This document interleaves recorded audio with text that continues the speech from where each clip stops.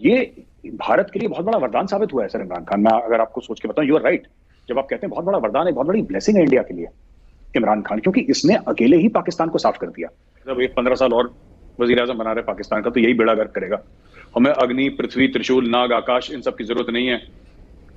हमें यही काफी है। यही हमारा सबसे बड़ी मिसाइल है इमरान खान। एक तो ये जमीन से, जिस जमीन पे हैं उसकी सकाफत से नफरत करना तो दुनिया में कोई और लोग ही नहीं है ऐसे, आपको मिलेंगे ही नहीं कहीं। ये हर फॉरेन टूर पे कहीं गए होंगे, थोड़ा वो दारू को लड़की के साथ कुछ तो मिलाप हुआ होगा ना, तो वो गुनाह इनके सर पे सवार रहता है। ये वो गुनाह माफ करने के चक्कर में फिर मौलवी बन जाते हैं। क्या एटॉमिक ताकत है सर? हर दूसरा बंदा तो झाड़ के सर पे टप मार के निकल जाता है सर। ये कैसी एटॉमिक ताकत है सर? जिसके डॉलर का हिसाब नहीं, जिसके पैसे का हिसाब नहीं, जिसकी इकोनॉमी का हिसाब नहीं, जो कि एफएटीएफ में टेररिस्ट स्टेट है। मैं क्या बताऊं, जब आपकी आइडेंटिटी ना हो तो आप कुछ तो ढूंढेंगे ना। एक चूहे को यही ना पता हो कि वो चूहा है, तो शेर बन के घूम रहा, खाम खा कुचला जाता है, पहली थप्पड़ पड़ता है। तो अगर भारत के पॉइंट ऑफ व्यू से देखें तो भारतीय नुक्ता नज़र से तो ये बहुत ही अच्छे वजीर आज़म हैं जो पाकिस्तान को नुकसान ही नुकसान पहुंचा रहे हैं। देखिए, आपकी बात सही भी है और थोड़ी सी गलत भी कह दूंगा, अगर आप इजाजत दें। यार साहब, ऐसा है ना कि ठीक है वो पाकिस्तान को हार्म कर रहा है, लेकिन इसमें बात यह है कि साहब पाकिस्तान को हार्म करना तो एक और चीज है, वो पूरी दुनिया को हार्म कर रहा है सर इमरान खान। अगर ये जो नालायक होता और पाकिस्तान तक इसकी नालायकी महदूद रहती तो हम समझते कि हाँ ठीक है, कोई बात नहीं। इसकी नालायकी ऐसी है कि 1.5 महीने से भारत ये कह रहा है कि हम गेहूं भेजेंगे, गंदुम भेजेंगे अफगानिस्तान। ये परमिट नहीं कर रहा, और फिर ये सफीर बनता है अफगानों का।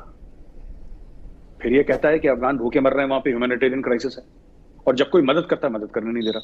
50,000 tons of wheat India is sending sir.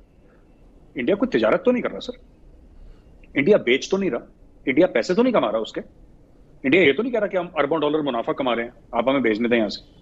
नहीं, इंडिया सेइंग हम we just want to send it to the Afghan. लेकिन इंडिया क्रेडिट कैसे ले ले भाई इसका?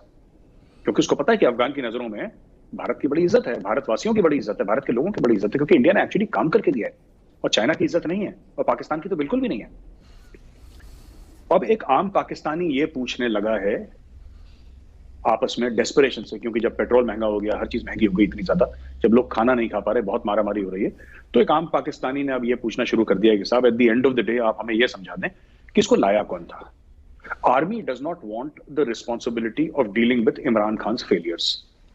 पहली चीज, वो नाअहल है, ये तो बात प्रूव हो गई। 3.5 साल हो गए, इमरान खान डिलीवर नहीं कर पाया, वो नालायक है, ये भी बात प्रूव हो गई। लेकिन नालायक होने के बाद, नाअहल होने के बाद वो उनको आंखें दिखा रहा है जो उसको लेकर आए थे। ये बात बिल्कुल पाकिस्तानी फौज हजम नहीं कर पाई सर। ये बार बार ये चीज रिपीट करते हैं और अपनी आवाम से झूठ बोलते हैं। अब इनको कौन समझाए कि people have been ignoring Pakistan. Pakistan को इग्नोर ही तो कर रहे हैं। बाइडेन का आपके पास कॉल नहीं आया। बाइडेन को छोड़िए सर, बाइडेन तो एक दुश्मनी मानते हैं आधे पाकिस्तानी अमेरिका को, 90%। आपके पास शी जिनपिंग का कॉल नहीं आया सर, जो आपका आयरन ब्रदर है, हिमालय से ऊंची और शहद से मीठी और समुद्र से गहरी दोस्ती, उसका कॉल नहीं आया। तो सऊदी अरेबिया आपसे नाराज है। कहते ना कि बदतमीजी हम इंसान की सहेंगे, वो काम तो अच्छा करे सर। अगर कोई इंसान काम अच्छा करे तो उसकी लोग बदतमीजी भी सह कर। अच्छा, नालायक आदमी है, काम भी नहीं कर रहा ठीक से, सब कुछ बेड़ा गर्क कर दिया मुल्क का, फिर उसके ऊपर बदतमीजी कर रहा है, तो people get irritated. The Pakistani army is clearly they have lost patience with Imran Khan. लेकिन उसमें सो ही इज, तो ये सब चीजें जो चल रही है ना सर, देखिए हम ये कह सकते हैं, वी कैन फील हैप्पी कि बंदा नालायक है, और हम कहेंगे सब एक 15 साल और वजीर आजम बना रहे पाकिस्तान का, तो यही बेड़ा गर्क करेगा। हमें अग्नि, पृथ्वी, त्रिशूल, नाग, आकाश, इन सब की जरूरत नहीं है। हमें यही काफी है। यही हमारा सबसे बड़ी मिसाइल है इमरान खान। एक तो ये, और ये भारत के लिए बहुत बड़ा वरदान साबित हुआ है सर इमरान खान। मैं अगर आपको सोच के बताऊं, यू आर राइट। जब आप कहते हैं बहुत बड़ा वरदान है, बहुत बड़ी ब्लेसिंग है इंडिया के लिए इमरान खान, क्योंकि इसने अकेले ही पाकिस्तान को साफ कर दिया। इस अकेले बंदे ने 175 पे ले गया सर ये डॉलर को विज़ावी द पाकिस्तानी रुपी। इसने महंगाई से कमर तोड़ दी। ये ग्रे लिस्ट से पाकिस्तान को बाहर नहीं निकलवा पाया। इसने जो पाकिस्तान के दो सर सबसे बड़े ट्रेडिशनल जो दोस्त थे, वो कौन थे सर? हम तो दुश्मन है, हमें छोड़ दीजिए। चाइना, इसने चाइना से आइसोलेट करवा दिया। सऊदी अरेबिया, अरब इसको मुंह नहीं लगाते सर। जैसे मैंने बताया था, $3 अरब जो दिए हैं वो बैंक में डालने के लिए, बाकी $1.5 अरब डेफर्ड पेमेंट है। इनको लोन थोड़ा ना दिया कोई इन्होंने। भारत के खिलाफ खड़ा होना अब पाकिस्तान की मजबूरी बन गई है। Pakistan is not doing it out of conviction. ये शेर की सवारी है सर। ये जो पूरा कश्मीर का 370-35 का मामला है, ये शेर की सवारी है। अब शेर से अगर नीचे उतरेंगे तो शेर खा जाएगा। यहाँ पे शेर कौन है? यहाँ पे शेर मैं कह रहा हूं पाकिस्तानी पब्लिक को सर, पाकिस्तानी पब्लिक को। जबकि अभी भी 95% 95% जो मेडिसिन हैं वो इंडिया से पाकिस्तान जाती हैं सर। वो जो पाकिस्तानी सरदर्द की गोली करते हैं सारी इंडिया से जाती हैं। ठीक है, पाकिस्तान का इंपॉर्टेंस क्या है? ये जो कहते हैं ना वाहिद इस्लामी मुल्क है जो कि एटॉमिक ताकत है, क्या एटॉमिक ताकत है सर? हर दूसरा बंदा तो झाड़ के सर पर टप मार के निकल जाता है सर। ये कैसी एटॉमिक ताकत है सर? जिसके डॉलर का हिसाब नहीं, जिसके पैसे का हिसाब नहीं, जिसकी इकोनॉमी का हिसाब नहीं, जो कि FATF में टेररिस्ट स्टेट है, जिसकी पासपोर्ट की वैल्यू सर बहुत खराब है, वर्ल्ड के टॉप बॉटम 5 में, बॉटम 4 में उसके पासपोर्ट की वैल्यू है। ये कैसा एटॉमिक मुल्क है सर? और इस एटम बम ने पाकिस्तानी आवाम के लिए कर क्या दिया? कोई एक चीज, उनकी इज्जत ही बढ़ा दी हो। मैं कह रहा हूं चलो पेट में रोटी नहीं दी उनको, कोई बात नहीं सर। उनकी जबान में खाना नहीं दिया, मुंह में खाना नहीं दिया, कोई बात नहीं। उनकी इज्जत तो बढ़ा देता, इज्जत भी नहीं है सर। आपने पाकिस्तान के एटॉमिक बम का जिक्र किया, तो इमरान खान ने जैसे ही अगस्त 5 2019 का भारत का डिसीजन था 370 और 35A को रिवोक करने का, उस पर यही वावेला मचाया कि हम अपना एटमी हथियार भी इस्तेमाल कर सकते हैं, कश्मीर को लेकर रहेंगे। फिर उन्होंने दुनिया को ये कहने की मुसलसल कोशिश की और आज तक कहते रहते हैं कि 2 न्यूक्लियर पावर्स का आपस में टकराव दुनिया के लिए एक बहुत बड़ा चैलेंज है, सो दुनिया हमारी मदद करे। अब अगरचे उन्होंने एटमी कार्ड कम खेलना शुरू किया, मगर फिर भी वो उसको खेलते रहते हैं ऑन एंड ऑफ। तो भारत को पाकिस्तान के एटॉमिक बम से इनफैक्ट मेरे साहब कितना कंसर्न है या कितना खतरा है? ऐसा कुछ नहीं है। देखिए, एक जमाना था जब कंसर्न हुआ करता था।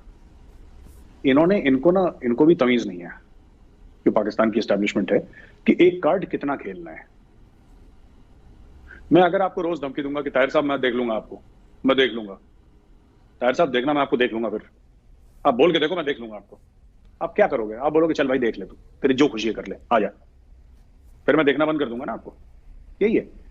आपने एक बात देखी, जब पाकिस्तान ने न्यूक्लियर थ्रेट दिया तो किसी की वर्ल्ड पावर से कंडमनेशन नहीं आया किसी का, बिकॉज इनको पता है फालतू की बकवास बातें करते हैं ये जो शेख रशीद जैसे लोग जो कहते हैं ना कि बिरला मंदिर की घंटियां नहीं बजेंगी और पाव पाव भर के atom, they have become the butt of jokes. ये क्लाउन्स हैं सर, ये क्लाउन्स हैं, जोकर हैं सर्कस के। इनको कोई सीरियसली नहीं लेता। आज की तारीख में हमारा कंसर्न ये नहीं है कि पाकिस्तान इंडिया के साथ न्यूक्लियर वेपन्स का कोई वॉर हो जाएगा, बिकॉज वो होने नहीं वाला। It will be suicide for, that will be the end of Pakistan sir. Pakistan will cease to exist. Bharat की तो फिर भी सर कहना नहीं चाहिए, we should not say such things, क्योंकि एटलीस्ट वी शुड बी, और at least I should be more responsible in my utterances than Imran Khan ने एज। लेकिन फिर भी क्योंकि आपने सवाल पूछा है तो जवाब देना मेरा फर्ज है। सर ऐसा है कि अगर पाकिस्तान इस्तेमाल करता है sir, Pakistan will cease to exist sir. Pakistan सिर्फ फिर इतिहास के पन्नों में पाया जाएगा, ग्राउंड पे पाकिस्तान नहीं होगा। पहली चीज ये है। और फिर मैं कहता हूं कि मुझे कहना नहीं चाहिए, मुझे कहते हुए भी थोड़ी सी झिझक हो रही है, because these things have to be spoken of with the greatest of responsibility, and I consider myself to be a responsible citizen of India. तो मुझे कहनी नहीं चाहिए, लेकिन फिर भी मैं समझाने के लिए बातें कह रहा हूँ। Pakistan has stopped mattering for India sir, because India बहुत आगे निकल गया और ये सब अच्छा ही हुआ सर एक तरीके से। And this is all mainly because of Pakistan obsession with, ये जो कश्मीर का ऑब्सेशन है ना पाकिस्तान का कि भाई कश्मीर बनेगा पाकिस्तान और कश्मीरियों से नाता क्या, ला इलाहा इल्लल्लाह, इस चीज ने पाकिस्तान को डुबा दिया और भारत बहुत आगे निकल गया सर। क्योंकि भारत अब आप देखिए ना कहीं पे कि किस तरीके से मोदी जी जाते हैं सर, क्या उनको प्रोटोकॉल मिलता है, क्या उनका स्वागत होता है, किस तरीके से बड़ी बड़ी डील साइन करते हैं सर। 2+2 हमारा। यार यहाँ पे इतना ज्यादा मजहब लेके क्यों पाकिस्तान में घूमते, मैंने तो और कहीं नहीं देखा। जहाँ यहाँ तक कि जो क्रिकेट टीम है हमारी, अगर आप उसको देखें तो उसमें कई नाम आपको ऐसे नजर आएंगे जो कि जब क्रिकेट खेलना छोड़ देते हैं और कोच वगैरह बन जाते हैं कुछ भी, तो इतनी लंबी लंबी दाढ़ियां होती हैं और सब, चाहे वो इंजमाम हो चाहे कोई भी हो। ऐसा क्यों है? देखिए, दाढ़ी होना भी कोई बुरी बात नहीं है, मूछ ना होना और दाढ़ी रखना is the sign of trouble, क्योंकि ये तो बिल्कुल ही इंसान की शक्ल ही नहीं है। ये आप पता नहीं कैसे अपने आप को बना लेते हैं, but it is the same thing. ये हर फॉरेन टूर पे कहीं गए होंगे, थोड़ा वो दारू कोई लड़की के साथ कुछ तो मिलाप हुआ होगा ना, तो वो गुनाह इनके सर पे सवार रहता है कि वो गुनाह माफ करने के चक्कर में फिर मौलवी बन जाते हैं। वरना और क्या है कि all of a sudden you become यानी अब्दुल हफीज कारदार थे पाकिस्तान के पहले कैप्टन, फजल महमूद थे, इम्तियाज अहमद थे, हनीफ मोहम्मद थे। ये आप देखिए, कोई इस किस्म की, Mushtaq Mohammad, if you remember, कोई इस टाइप की हरकत आपको नजर नहीं आती थी कि भागे गए स्टेडियम के अंदर नमाज पढ़ने लग गए। दिस इज एग्जिबिशनिज्म, और वो दिखाना चाहते हैं कि हम अपनी तरफ से जिहाद लड़ रहे हैं। और क्या उन्होंने कहा कि कुफर के बीच में जाके जनाब नमाज पढ़ ली उन्होंने। इसमें कौन सा कमाल है कमाल, देखिए साहब मैं क्या बताऊं, जब आपकी आइडेंटिटी ना हो तो आप कुछ तो ढूंढेंगे ना। एक चूहे को यही ना पता हो कि वो चूहा है, तो शेर बन के घूम रहा, खाम खा कुचला जाता है, पहली थप्पड़ पड़ता है, वो रैट केज के अंदर बंद होके उसको जाके कहीं गार्बेज। मतलब मुझे बड़ा अजीब सा लगा कि वो क्रिकेट खेलने गए थे और ग्राउंड में नमाज पढ़नी शुरू कर दी, और उसके बाद दूसरे यहाँ के लोग जो है वो कह रहे वाह जी वाह, हिंदुओं के बीच में नमाज पढ़ दी, और दूसरे दिन माफी मांगनी पड़ी उनको, क्योंकि जाहिर है लोगों को बुरा लगा। बुरा क्या लगा, 1000 साल से हरकत ही आपकी ये है। आप तो किसी और के मुल्क में आके तबाही मचा के खुशियां मना रहे हैं, उस धरती के बाजू काट दिए आपने उठा के। मैं हिंदुस्तान की बात कर रहा हूँ, दरियाओं को काट दिया। ये कौन से आप दुनिया में कहीं देखिए कि उन्होंने कहा नहीं साहब ये दरिया 2 हिस्सों में कटेगा, अच्छा इधर के कट गया, कहाँ से उगता है कहाँ जाता है कोई हिसाब ही नहीं है। और ऐसी ऐसी जगहों पे आप समझते हैं कि आपका जुल्म माफ हो जाएगा क्योंकि आप मुसलमान हैं, बाकी सब ने तो जहन्नुम में जाना है। आप थोड़े बहुत वो 6 महीने, 1 साल, 10 साल, ये पता नहीं कितने 100 साल कैद बामशक्कत करके फिर तो इनमें मुसलमान जन्नत में ही जाएगा ना। तो किसी सूरत भी वो अपने आप वो अपनी क्रीडेंशियल्स इस्टेब्लिश कर रहा है। एंड अल्लाह मियां भी ऊपर से बैठ के इंटरेस्टिंगली देखते होंगे कि क्या कहाँ से आ गए ये लोग। जमीन से, जिस जमीन पे हैं उसकी सकाफत से नफरत करना तो दुनिया में कोई और लोग ही नहीं है ऐसे, आपको मिलेंगे ही नहीं कहीं कि जो पश्तूनिस्तान में बिलीव करता हो उससे नफरत, जो बलूचिस्तान आज़ाद मुल्क है उसमें को उससे नफरत, सिंध को सारे सिंधी नेशनलिस्ट को आप कहते हैं कि दे आर इंडियन एजेंट्स, सिवाय पंजाबी के जो खुद अपनी जबान पे पाबंदी लगा दे, कहते हैं हम उर्दू बोलते हैं तो हम जो है ना बिल्कुल पाकिस्तानी हैं। ये जो पाकिस्तानी प्रोनाउंस कर पाते वो सबसे ज्यादा पाकिस्तानी होते हैं। उनको पिछले 50-60 हजार साल से इस दुनिया में ये हमारी फॉर्म में घूम रहा है। Reading and writing is a new phenomena. आप देखिए कि इस्लाम जब पैदा होता है तो कागज तक नहीं है, वहाँ पे स्याही नहीं है, कलम नहीं है, अरबी जबान की जो फॉर्मेशन अब है वो उस वक्त नहीं थी। तो अब किसको क्या कह सकते हैं, ये तो हम तो अबू सुफियान की दौर में रह रहे हैं ना। The enemy of the prophet decided what Islam was going to be. वो भी डमेस्कस में बैठ के उन्होंने कहा मक्का में गर्मी बढ़ी है साहब, या कोई गया ही नहीं उसके बाद मक्का। कभी इस पे ध्यान दिया आपने? कोई एक खलीफा नहीं है पिछले 1400 साल में, कोई नहीं गया यहाँ से, बल्कि वो अपने अकबर बादशाह क्या करते थे, हज पे भेज देते थे एज पनिशमेंट। आप मौलाना साहब जाइए हज करके आइए, तो पता वापस नहीं आता। आज ही लोग वापस नहीं आते, वो वहीं खत्म हो जाते थे। But just imagine that we have no tradition of reading और राइटिंग। और आप जिस मुल्क में हैं, आपकी लिखाई का खत जो था वो अलग था। जो दुनिया की ओल्डेस्ट राइटिंग ट्रेडिशन हिंदुस्तान की, आपने सब छोड़ छाड़ के, उन्होंने कहा वो आए थे अब्दुल मियाँ, उन्होंने बड़ी पिटाई की और ये कहा कि ये करना।